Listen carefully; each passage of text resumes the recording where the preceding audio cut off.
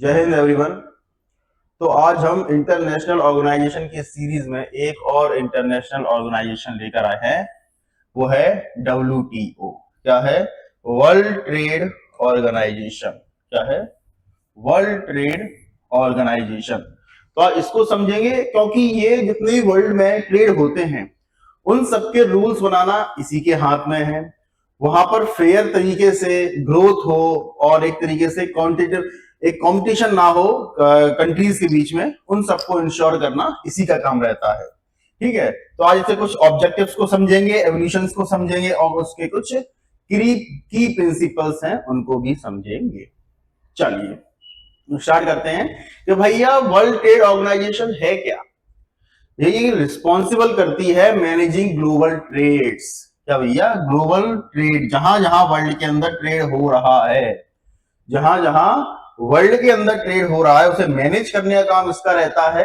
Ensure करता है free and fair तरीके से, क्या हो? फ्री एंड फेयर तरीके से ट्रेड हो। और जितने भी डिस्प्यूट्स हैं ये ट्रेड को लेकर कंट्रियों के बीच में जितने भी डिस्प्यूट हैं उन सबको रिजॉल्व करना भी इसी का काम रहता है। इसीलिए तो कई कंट्रियां WTO चली जाती है। किस लिए? कि भैया इसने हमारे ऊपर एक्स्ट्रा टैरिफ लगाया हुआ है।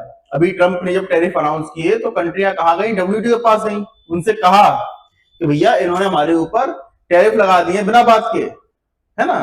तो इसलिए उनको भी रिजॉल्व करना, इसके पास इसकी खुद की कोर्ट है, उसको भी समझेंगे कौन कौन सी कोर्ट है। चलिए, तो आज हम क्या देखने वाले हैं भैया कि यही सारी डिटेल्स को देखने वाले हैं जो WTO से रिलेटेड हैं, एंड इसकी हिस्ट्री भी, कुछ ऑब्जेक्टिव, स्ट्रक्चर एंड कुछ रिलेवेंट इंफॉर्मेशन को भी समझेंगे। चलिए,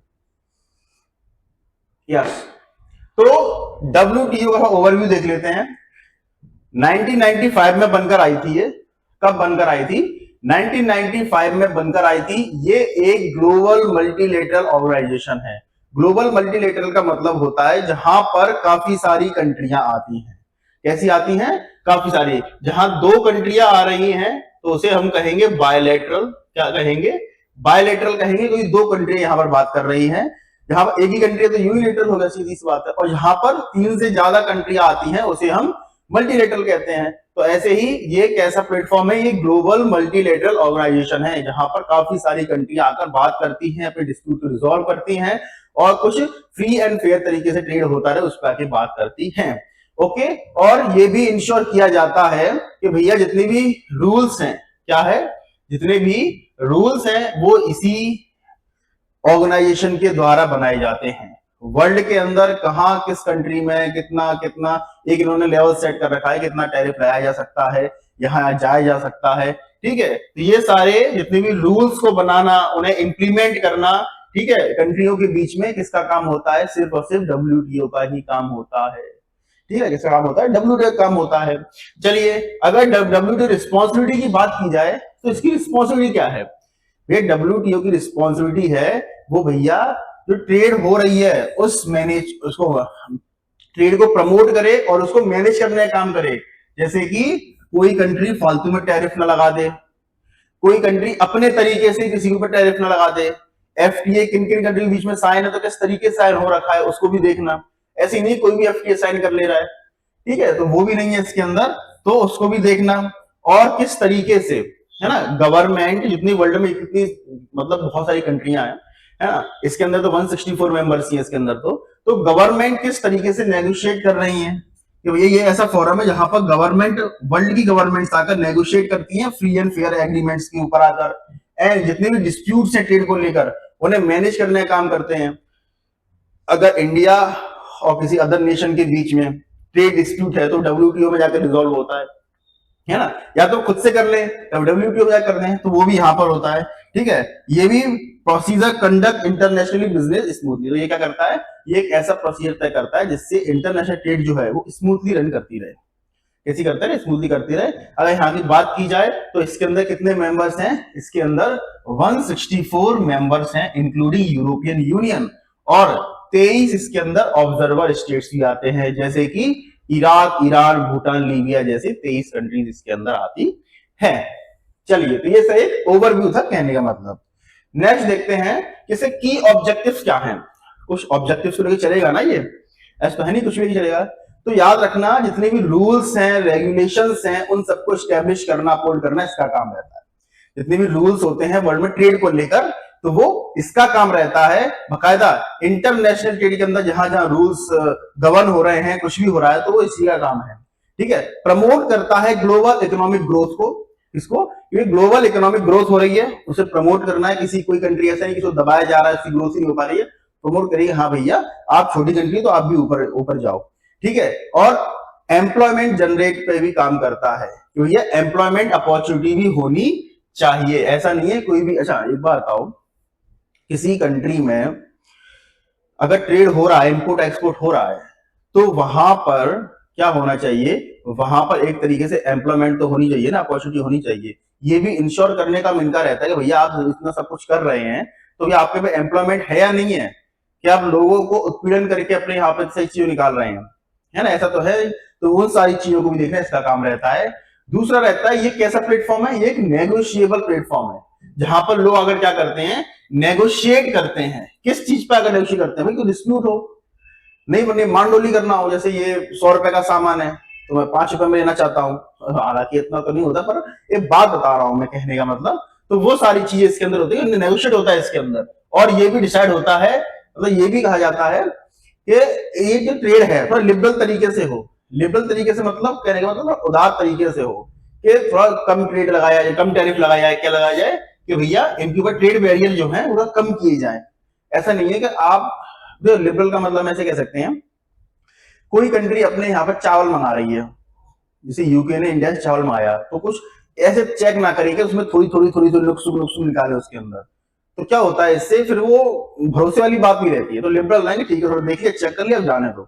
ऐसा नहीं कि इसमें केमिकल ज्यादा है, इसमें इसकी क्वांटिटी बहुत ज्यादा है, उसकी क्वांटिटी बहुत ज्यादा है, तो ये सब चीजें ना हो, है ना। तो थोड़ा लिबरल रहे इस चीज को लेकर, और जो बैरियर्स हैं वो कम लगाए जाए, और इंश्योर किया जाए भैया, क्या कहते हैं, डिस्क्रिमिनेटरी, नॉन डिस्क्रिमिनेटरी प्रैक्टिस भी होती रहेगी। ऐसा है कि ज्यादा मतभेद ना हो, कि आप पता चले कि मतभेद कर रहे हैं, तो वो चीज ना हो। ठीक है, तो ये इसके अंदर रहता है। चलिए, दूसरा है कि ये एक स्ट्रक्चरल मैकेनिज्म प्रोवाइड कराते हैं। क्या करते हैं, स्ट्रक्चरल मैकेनिज्म प्रोवाइड कराते हैं, जो जस्टिस का काम करते हैं। कैसे करती है, न्याय देने का काम करती है। ये वही मैकेनिज्म है जिसके जरिए रिजॉल्व होती है सारी चीजें। क्या होती है, रिजॉल्व होती है सारी चीजें। देखिए, रिजॉल्व ट्रेड डिस्प्यूट, है ना, तो और ग्लोबल में पीस बनी रहे, इकोनॉमिक प्रेडिक्टेबिलिटी बनी रहे, और जियोपॉलिटिकल स्टेबिलिटी बनी रहे, और चीजों तो रहता है। आज ईरान के ऊपर बम गोले गिर रहे हैं, इससे पहले उसके ऊपर काफी ज्यादा टैरिफ लगाए गए थे, सैंक्शंस लगाए गए थे, कोई उसका ट्रेड नहीं कर पा रहा था। तो ये सारी चीजें हैं कि वो इंश्योर करता है कि ऐसी कोई चीजें ना हो। एंड लास्ट इज, ये बात करता है ट्रांसपेरेंसी की, कि कैसी हो, ट्रांसपेरेंसी हो। Enhance the transparency of trade related decisions making, जहां भी ट्रेड रिलेटेड डिसीजन मेकिंग है वहां पर ट्रांसपेरेंसी रहे, सबको पता चले कि भैया कितने कितने में सौदा हुआ है। तो आज आप गूगल पे आके WTO की साइट पे जाएंगे और देखेंगे तो पता चलेगा कि वहां पर सबको ये पता है कि किस कंट्री के बीच में कितने की मांडोली हो रखी है ना। तो वो सारी चीजें यहाँ हो रखी हैं। इंपावर करता है भैया कि स्मॉलर एंड डेवलपिंग नेशंस जो होती हैं with a strong voice in global trade governance, और ये भी इंश्योर करती हैं, हालांकि इंकरेज करने का काम करती है, इंपावर करने का काम करती हैं, कि छोटी नेशंस हैं, जैसे अफ्रीकन कॉन्टिनेंट के अंदर काफी नेशन मिल जाएंगे आपको, डेवलपिंग नेशन है, वो अपनी आवाज को एक बड़े लेवल पर लेकर जाए, एक ग्लोबल लेवल पर लेकर जाए, ये भी इंपावर करने का काम इनका ही रहता है। चलिए, नेक्स्ट है कुछ और ऑब्जेक्टिव इसके, है ना। और क्या है, कोलैबोरेट करना, अदर इंटरनेशनल इकोनॉमिक इंस्टीट्यूट के साथ कोलैबोरेट करना, जैसे कि इसका मेंबर ईयू भी है, तो ईयू के साथ कोलैबोरेट करना, कि ईयू बहुत खतरनाक है इस मामले में, कि कहीं भी ट्रेड हो रही है तो ईयू ये इंश्योर करता है कि हमारे कंट्री, जो ईयू नेशंस जितने भी हैं, यूरोपीय यूनियन 27 नेशंस आते हैं, उनके अंदर कहीं गलत तरीके का सामान ना आ जाए, तो बहुत तरह से चेक करता है ना। तो कोलैबोरेट करते हैं अदर नेशंस, अदर इंस्टीट्यूशन के साथ, जिससे क्या हो, एक कोऑर्डिनेशन बना रहा है और इफेक्टिव मैनेजमेंट बनी रहे ग्लोबल इकोनॉमी के अंदर। ठीक है, सपोर्ट करता है developing and least developing countries को उनके बेनिफिट्स के लिए। ये क्या करने का काम रहता है, सपोर्ट करते हैं डेवलपिंग नेशंस को, कहते हैं कि आप थोड़े से पिछड़े हुए हैं तो आप थोड़े से आगे आ जाइए। बस यही है कि उनको एक कॉस्ट इफेक्टिव मैकेनिज्म देने का प्रोवाइड करते हैं ये ग्लोबल मार्केट के अंदर। ठीक है। प्रमोट क्या करते हैं भैया, ये गुड गवर्नेंस बाय मिनिमाइजिंग आर्बिट्रेशंस। अब क्या है, ये गुड गवर्नेंस भी कहते हैं ये, कि भैया अच्छा प्रशासन भी होना चाहिए। भाई अच्छा प्रशासन होगा तो ट्रेड हो पाएगी, ट्रेड कैसे हो पाएगी आप बताइए मुझे। इसलिए एक अच्छी ट्रेड के लिए अच्छा प्रशासन होना जरूरी है ना। उसको भी करते हैं, इनकरेज करते हैं द यूज ऑफ क्लियर, तो भैया ये बात करते हैं कि एक तरीके से अच्छी तरह क्लियर तरीके से चीजों का यूज होना चाहिए, कंसिस्टेंसी होनी चाहिए, रूल बेस्ड अप्रोच होनी चाहिए ट्रेड एडमिनिस्ट्रेशन के अंदर। वे ट्रेड एडमिनिस्ट्रेशन की तरह क्लियर यूज होना चाहिए, ठीक है, कंसिस्टेंसी होनी चाहिए, लेकिन आज हो रहा है कल नहीं हो रहा है ऐसा भी होना चाहिए, और रूल बेस्ड अप्रोच होनी चाहिए। लोगों के अंदर रूल बेस्ड अप्रोच होनी चाहिए कि लोग रूलों को माने, रूल के अनुसार चले, क्योंकि डब्ल्यूटीओ के रूल थोड़े से अलग हैं, इसलिए इंडिया भी इसका सिग्नेटरी है, याद रखना है इसको। तो इंडिया भी इसके रूल्स मानता है, इसीलिए जब किसान बिल आया था, आपने देखा दंगे हुए थे भारत के अंदर, वो कह रहे स्वामीनाथन की जो रिपोर्ट है उसको अप्लाई कीजिए, तो क्योंकि हम इनके रूल से बंधे हुए हैं इसलिए नहीं कर सकते हैं, ठीक है। चलिए नेक्स्ट देखते हैं कि बना बना कैसे, थोड़ा सा इसका वो देख लेते हैं कि आइडिया कहां से आया। तो याद रखना चाहिए आइडिया है, पहले ये इंटरनेशनल ट्रेड ऑर्गेनाइजेशन आईटीओ कहा करते थे पहले इसे, जो कि साथ में बना था जब ये क्या कहते हैं इसे अपना यूएन बना था ना, उसी के साथ बना था ये, ठीक है। तो आइडिया क्या था कि भैया जो वेस्टर्न कंट्रीज हैं, जो दूसरी कंट्री, वहां पर एक ही तरीके से ट्रेड मैनेज हो सके, जो वेस्टर्न कंट्रीज का ट्रेड है वो मैनेज हो सके, और वर्ल्ड के अंदर भी ट्रेड आसानी से हो सके, वर्ल्ड का और वेस्टर्न कंट्रीज का ट्रेड आसानी से हो सके, पहले ये आइडिया था। लेकिन फिर ब्रेटन वुड कॉन्फ्रेंस जो होती है, फिर डब्ल्यूटीओ की इसके बाद निकल कर आती है, ठीक है। तो डब्ल्यूटीओ की बात ब्रेटन वुड में तो नहीं आती, उसके बाद जीएटीटी की बात निकल कर आती है। ये एक वर्ल्ड की थर्ड इंटरनेशनल इंस्टीट्यूशन निकल कर आया, डब्ल्यूटीओ जो आज का डब्ल्यूटीओ, उसमें जीएटीटी हुआ करता था, आईटीओ हम कह रहे हैं, ठीक है। तो अब इसको भी फेल्ड माना गया, क्यों माना गया फेल्ड, क्योंकि पहले तो इसमें अमेरिका ऐड होने से मना कर रहा था, लेकिन बाद में फिर ऐड हुआ, लेकिन इसके अच्छे अच्छे कारनामे नहीं रहे थे, अच्छे मैनेज नहीं कर पाया था। लेकिन फिर जीएटीटी निकल कर आया, जो कि 1947 में बना, कब बना, 1947 में बना, यूएन के 2 साल बाद, ठीक है। 1948 में इसे अफेक्ट में लाया गया कि भैया आज से काम करना चालू करता है। 23 फाउंडिंग कंट्रीज थी, जिनेवा के अंदर इसको बनाया गया, ठीक है। जो जीएटीटी था, general agreement of trade and tariff, ये था 1947 में बना, 48 के अंदर इफेक्ट में आया, और जिनेवा के अंदर ये बना था। प्राइमरी ऑब्जेक्ट क्या था इसका, कि भैया ये एस्टिमेट करे कि इंपोर्ट कोटास को and reduce tariff on the merchandise trades, सीधे सीधे यही था कि भैया जहां जहां ट्रेड बैरियर्स लग रहे हैं उन सबको कम करने का काम इनका हुआ करता था। चलिए नेक्स्ट, फिर जीएटीटी का एरा जो आता है वो बड़ा कठिन एरा होता है, वहां पे जीएटीटी ढंग से काम नहीं कर पाता, और फिर आगे चल के उरुग्वे राउंड होता है, और उरुग्वे राउंड के अंदर क्या होता है, एक नया रेजोल्यूशन पास किया जाता है कि intellectual property and dispute resolution, Uruguay round के अंदर लेकर आते हैं कि भैया सबको अपने इंटेलेक्चुअल प्रॉपर्टी राइट तो मिलनी चाहिए ना, ठीक है ना, क्या देना चाहिए, इंटेलेक्चुअल प्रॉपर्टी राइट्स, आईटीआर तो मिलना चाहिए ना, intellectual property, IPR, intellectual property rights सबको मिलना चाहिए 1986 के अंदर। तो फिर उन्होंने कहा बात तो सही है यार तुम्हारी, है ना, तो ये चीज कहां पर निकल कर आई है, उरुग्वे राउंड के अंदर निकल कर आई थी। लेकिन फिर डब्ल्यूटीओ का एरा आता है, और 1 जनवरी 1995 को अपना डब्ल्यूटीओ बनकर आता है, ठीक है। और ये मराकश एग्रीमेंट जो कि 1994 के अंदर हुआ था, मिनिस्ट्रियल कॉन्फ्रेंस हेल्ड हुई थी मोरक्को के अंदर, मराकश के यहाँ पर मराकश में मोरक्को के अंदर, वहां पर फिर ये अपना डब्ल्यूटीओ का थॉट निकल कर आता है, फिर डब्ल्यूटीओ बनता है। अगर हम इंडिया की बात करें तो भैया इंडिया स्टार्टिंग से ही 1948 से जब जीएटीटी बना था उसी समय से इसका पार्ट है। चलिए अब इसकी कुछ ऑर्गेनाइजेशन की स्ट्रक्चर है उसको समझते हैं। तो सबसे पहले नंबर पे आती है वो होती है मिनिस्ट्रियल काउंसिल। कौन सी होती है, मिनिस्ट्रियल काउंसिल होती है। याद रखना मिनिस्ट्रियल काउंसिल का ही काम होता है, यही सबसे बड़ी टॉप मोस्ट बॉडी यही होती है, डब्ल्यूटीओ की सबसे सुप्रीम बॉडी यही होती है, यहीं पर आकर गवर्नमेंट बैठते हैं। और याद रखना है आपको, ये जो कंडक्ट होती है कॉन्फ्रेंस हर 2 साल में एक बार होती है, और इसके अंदर जो मेंबर्स होते हैं सारे मेंबर्स जितनी कंट्रीज हैं, अगर मैं बात करूं 164 कंट्रीज के मेंबर्स हैं, तो सबके पास 1 वोट है, इसका मतलब सबके सब इसके मेंबर होंगे। ये काउंसिल होती है मिनिस्ट्रियल काउंसिल, हर कंट्री का अपना मिनिस्टर आके इधर बैठता है।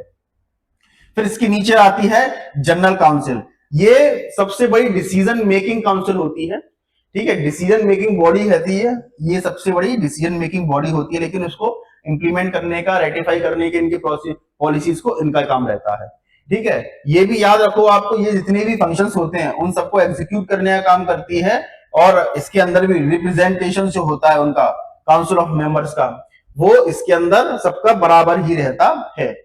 चलिए, और याद रखना इनकी एक खुद की भी बॉडी होती है, वो डिस्प्यूट सेटलमेंट बॉडी होती है, जो कि WTO की जो पॉलिसीज को भी है उनकी भी रिव्यू कर सकती है। तो ट्रेड पॉलिसी रिव्यू बॉडी भी इसको कहा जाता है।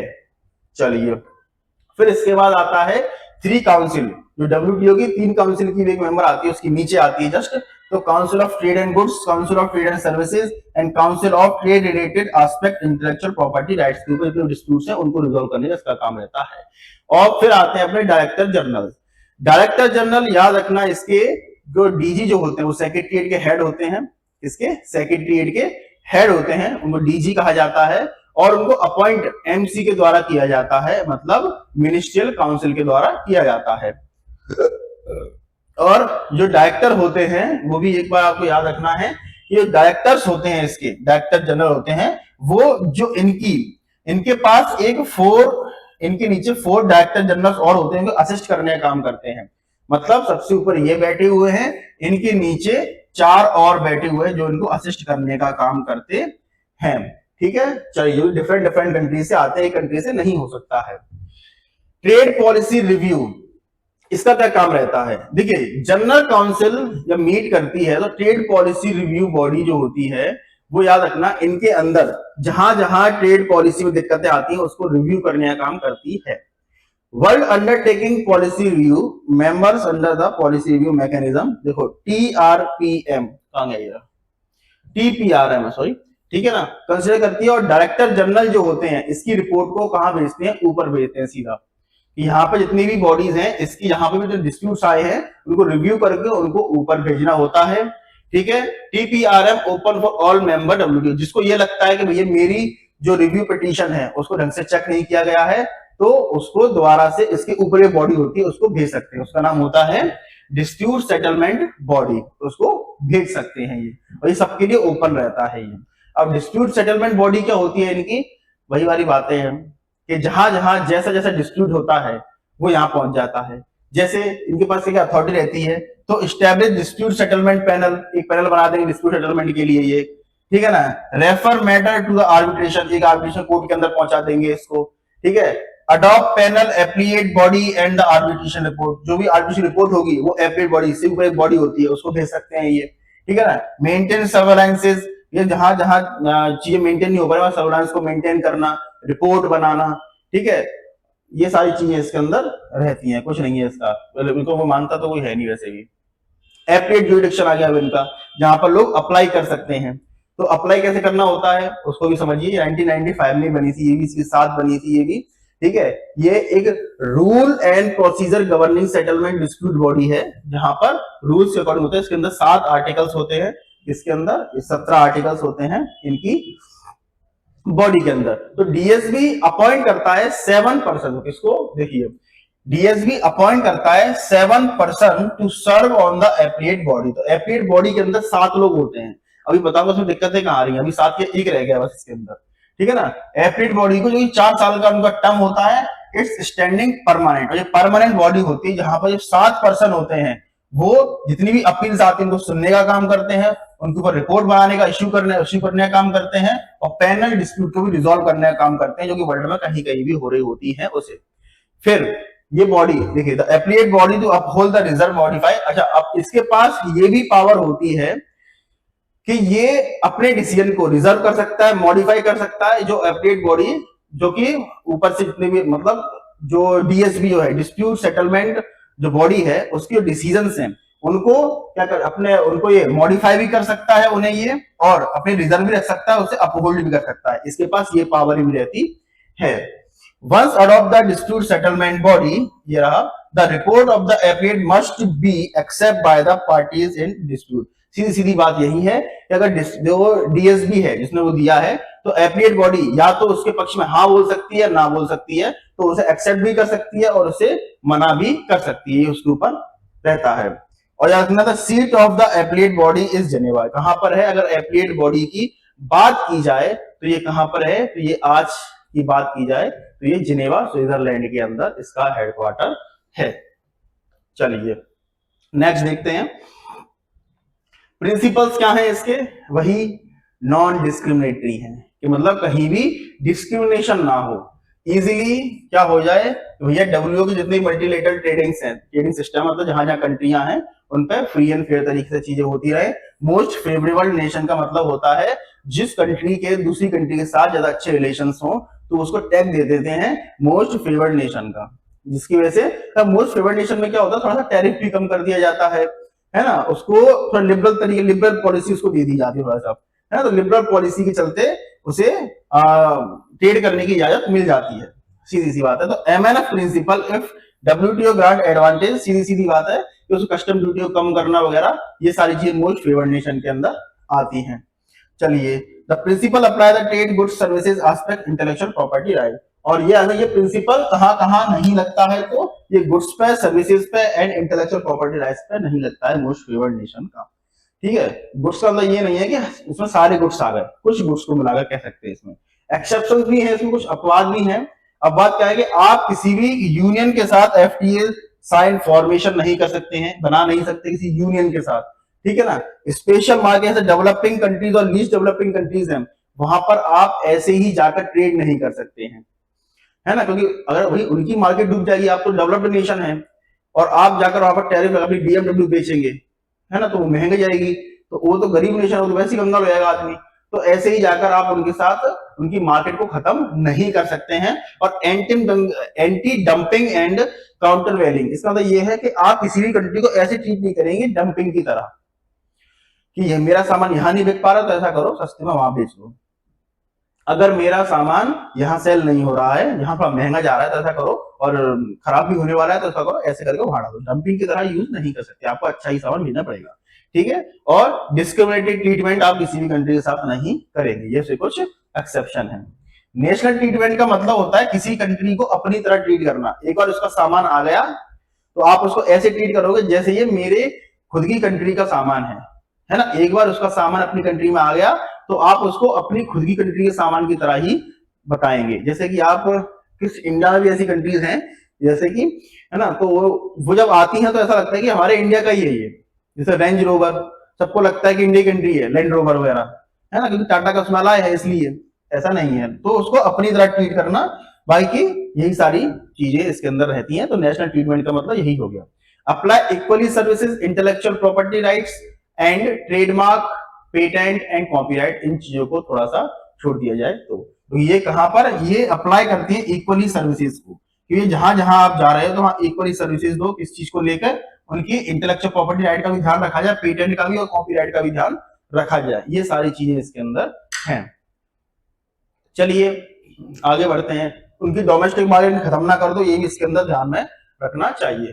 टैरिफ बैरियर, आप किसी भी कंट्री के अंदर ऐसे ही टैरिफ बैरियर नहीं लगा सकते हैं, ट्रंप ने भी लगा दिए थे, है ना। तो ये नहीं कर सकते हैं कि ये कंट्रीज ये आप उनके ऊपर के बाइंडिंग तरीके से क्या लगा दें, एक बाइंडिंग तरीके से टैरिफ लगा दिया जाए उनके ऊपर, वो नहीं कर सकते हैं। Bounded tariff legally committed ceiling beyond the tariff can not be raise, तो आप किसी भी कंट्रीज के ऊपर एक तरीके से कह सकते हैं, ये नहीं बोल सकते कि मैं इतना तुम्हारे ऊपर टैरिफ लगाता हूं, इससे ऊपर नहीं लगाऊंगा, इससे कम नहीं लगाऊंगा। फ्लक्चुएट चीजें करती रहती हैं, कहीं मार्केट नीचे आती है, कहीं ऊपर भी आती है, ठीक है। उरुग्वे राउंड के अंदर इस चीज को कहा गया था कि tariff binding across the sectors, कुछ सेक्टर्स के ऊपर टैरिफ बाइंडिंग कर दी गई थी, है ना। चलिए, अब नॉन टैरिफ बैरियर का मतलब क्या होता है, कुछ ऐसी चीजें, कुछ ऐसे कोटा जहां पर ट्रांसपेरेंसी रखी जाए, ठीक है, जहां पर ट्रांसपेरेंसी कमी है तो वहां पर ट्रांसपेरेंसी रखी जाए उनकी ट्रेड पॉलिसी को लेके। And complex custom procedure, technical standard, तो टेक्निकल स्टैंडर्ड को भी देखा जाए, ये सब है। गवर्नमेंट प्रोसीजरमेंट को भी देखा जाए कि वो बाइस तो नहीं है कहीं किसी एक कंट्री को लेकर वो फेवर्ड में, एक कंट्री को लेकर फेवर्ड में नहीं है। हालांकि एमएफएन की ना बात अलग है, मोस्ट फेवर्ड नेशन रहता है उसकी बात अलग है। तो डब्ल्यूपीओ रूल्स डिस्कस प्रोविडेड सच बैरियर जस्ट, अच्छा डब्ल्यूपीओ ये भी कहता है कुछ ऐसे बैरियर्स लगाए जाए, ऐसे रूल्स ना लगाए जाए जो कि कैसे हो, अनजस्टिफाइड हो, तो वो भी इसको भी ध्यान रखने का काम रहता है। Only duties, tax and safeguard permitted, तो कुछ ऐसे रूल्स आप बना सकते हो जिससे, जैसे हमारे किसानों के लिए रूल्स बनाए गए हैं कि हम अपने इंडिया में बाहर का डेयरी प्रोडक्ट और एग्री प्रोडक्ट नहीं आने देंगे, उनके ऊपर हमने टैरिफ मतलब सैंक्शन लगाए, मतलब प्रतिबंध ही कर रखा है हम, क्योंकि हमारे किसान का मामला रहता है, इसीलिए तो कुछ ड्यूटीज, टैक्स और सेफगार्ड हम लगा सकते हैं। जैसे आपने कस्टम ड्यूटी, एक्स्ट्रा ड्यूटीज देखी होंगी, तो वो सारी चीजें इसके अंदर आती हैं। चलिए नेक्स्ट है प्रमोटिंग फेयर कंपटीशन, और ये भी प्रमोट करने का काम करता है, एक तरीके से फेयर कंपटीशन बना रहे, ऐसा ना हो कि किसी भी तरह का कि लोग ये सोचे कि क्या कहते हैं फेयर नहीं है, कोई चीटिंग ना हो जाए, इस तरीके से एक तरीके से फेयर ट्रेड बना रहे, प्रेडिक्टेबल रहे और ट्रांसपेरेंट तो रही रहे, सबको पता रहे है ना कि आप यहाँ पर हमारे यहाँ इतने तरीके से ला रहे हैं, ज्यादा टैरिफ तो लगा रहे हैं हम, ज्यादा कस्टम ड्यूटी तो ले रहे हैं हमसे, वो सारी चीजें रहे, इक्वल ट्रीटमेंट दिया जाए through MNF। Okay, the system guard against the fair trade practice, तो फेयर ट्रेड रहे और डंपिंग की तरफ उसको यूज ना किया जाए।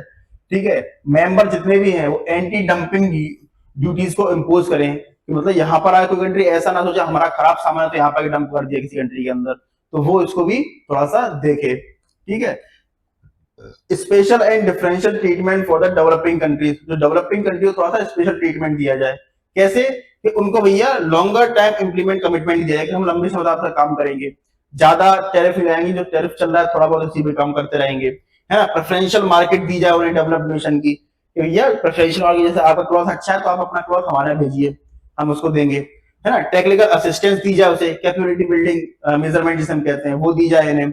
ओके, नेक्स्ट है रिक्वायरमेंट, डेवलप्ड नेशन कंसीडर करे डेवलपमेंटल इंपैक्ट को, कि भैया वो ये भी लेकर चलिए, पुअर कंट्री हैं, जो डेवलप्ड नेशन है वो पुअर कंट्री को ऊपर लेकर जाएं, उनसे कहें कि जो पुअर कंट्रीज हैं वो अपना सामान हमारे यहाँ बेचे, हम उनके सामान सस्ते दाम में लेंगे, तो उनको उठाने का काम करें। ठीक है, जो लीस्ट डेवलपिंग कंट्रीज है उनको उठाने का काम डेवलप्ड नेशन का, तो डेवलप्ड करें उसे, ये भी इंश्योर करने का इसका रहता है।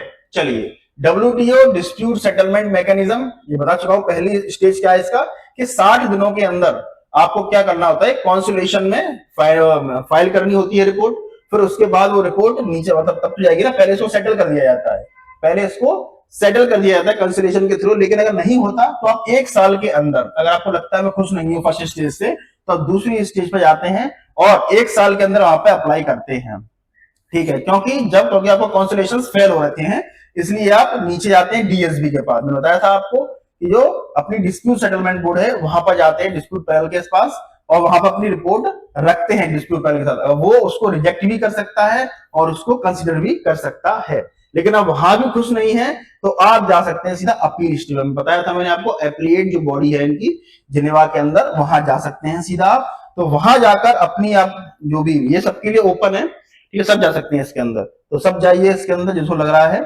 इसके अंदर 3 मेंबर से काउंसिल होती है, जिसमें वो कहेंगे अपना हेयर 3 मेंबर, अच्छा सॉरी, इसमें क्या 3 मेंबर आपकी बात सुनते हैं, ठीक है, एंड 7 मेंबर्स जो एप्लीएट बॉडी के अंदर बैठे हैं उनमें से 3 मेंबर सुनते हैं, जो 7 मेंबर होते हैं एप्लीएट बॉडी के अंदर उनमें से 3 होते हैं। याद रखना है आपको एक चीज, जब भी एप्लीएट बॉडी के पास रिपोर्ट जाती है तो उसमें 7 मेंबर तो परमानेंट होते हैं, अलग अलग से आते हैं, उसमें 3 मेंबर सुनते हैं, अगर 3 में से 2 भी हुए तो आपकी बात नहीं सुनेंगे, मतलब 3 मिनिमम है, और में से अगर 2 भी हुए तो आपकी बात नहीं सुनेगी, मतलब फिर तो बेंच ही नहीं बची ना, तो 3 मिनिमम होनी चाहिए, उससे ऊपर तो हो भी सकते हैं। ठीक है, एप्लीएट बॉडी क्या करती है, जो ऊपर से जितने भी आदेश आए हैं, ठीक है, उन्हें अपहोल्ड कर सकती है, रिजर्व कर सकती है, उन्हें मॉडिफाई भी कर सकती है, डिस्प्यूट पैनल की जो बातें हैं उनको अपहोल्ड करना, रिजर्व करना, रिवर्स करना, सॉरी रिवर्स है, रिजर्व नहीं है, रिवर्स करना, उन्हें बदलना भी होता है, उन्हें मॉडिफाई करना, ये सब इसके ऊपर आता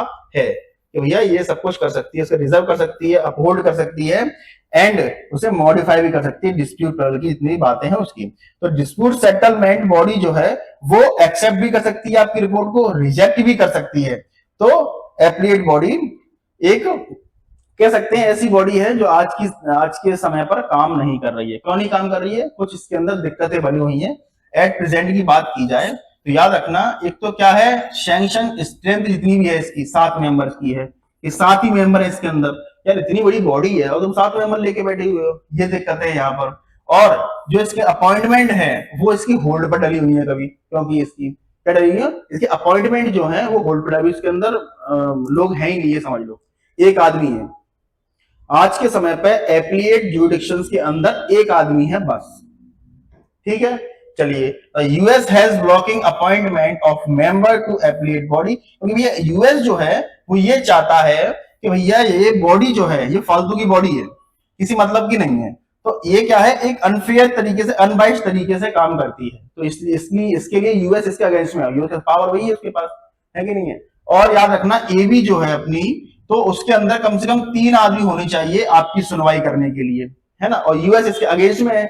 इसलिए अगर देखा जाए दिसंबर 2019 के हिसाब से, तो एबी के अंदर आज के समय पर ओनली एक जज रह गया है, और इसके लिए कोरम जो होना चाहिए पूरा होने के लिए वो मिनिमम 3 जजेस का होना चाहिए। इसलिए जो एप्लीएट बॉडी जो है, तो आज के समय पर डाई फंक्शन है, मतलब फंक्शन ही नहीं कर रही है ना, क्योंकि यूएस इसके अगेंस्ट में है, तो इसलिए आज इसके अंदर सिर्फ एक ही आदमी है। और जो कोरम होता है, जो इसके अंदर हियरिंग होती है, उसको सुनवाई के लिए सिर्फ कम से कम 3 आदमी तो चाहिए होते हैं, इसलिए आज ये काम नहीं कर पा रही है, ठीक है। चलिए मिलते हैं नेक्स्ट क्लास में। अगर आपको WTO पसंद आया हो तो लाइक, शेयर एंड सब्सक्राइब जरूर कीजिएगा, है ना।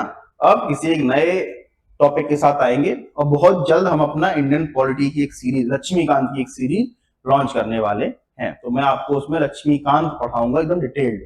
ओके, चलिए, थैंक यू सो मच।